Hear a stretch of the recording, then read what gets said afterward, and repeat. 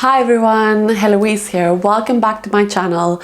It's been such a crazy, turbulent 24 hours in the stock market. I thought I'll just hop on here and come and talk about exactly what happened on Monday, the 24th of January 2022.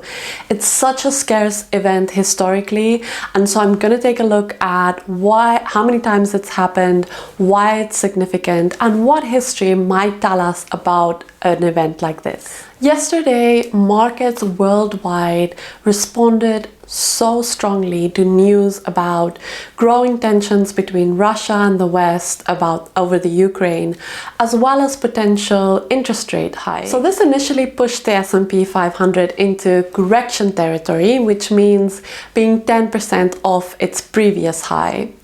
But in a remarkable turn of events, the S&P and US stocks made a comeback in the afternoon yesterday to end the day on a high, and the S&P closed off at 0.3%.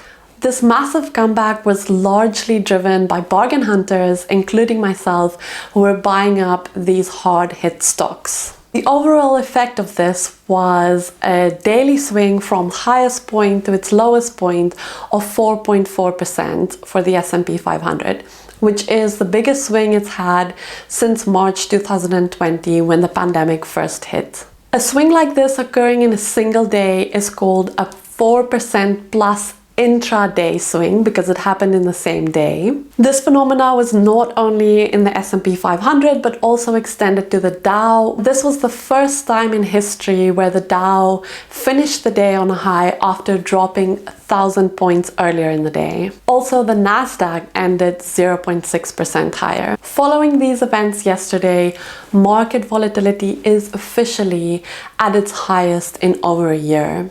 So what does history tell us about this event? This was actually only the sixth time since 1988 that the Nasdaq erased a 4% intraday drop before the markets closed. So this means in a single day, the market dropped more than 4% and recovered in the same day before the market closed.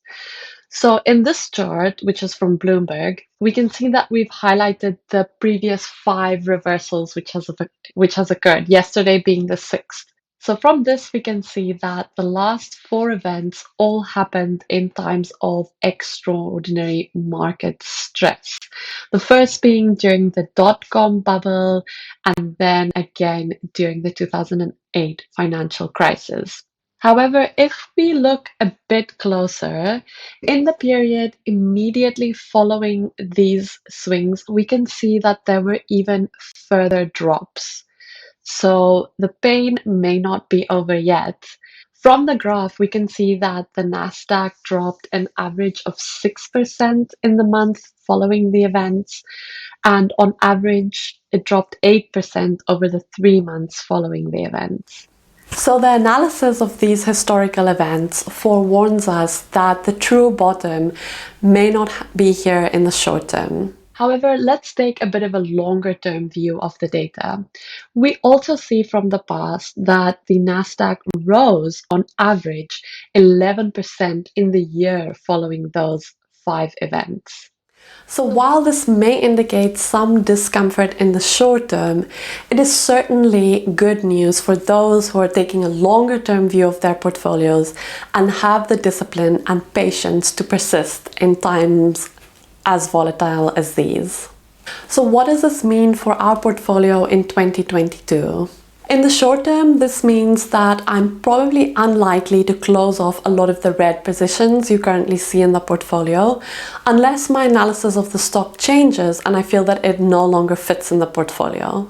But instead, I'll continue to add strategically with the cash buffer I have available and take advantage of these reduced prices currently available in the market. So if anything, this analysis just reiterates to us that sitting still, waiting on the positions that we have, or even better yet, adding some funds to our portfolio might be the best thing to do in times like this. With that, it's all from me today. So as always, keep safe and keep calm.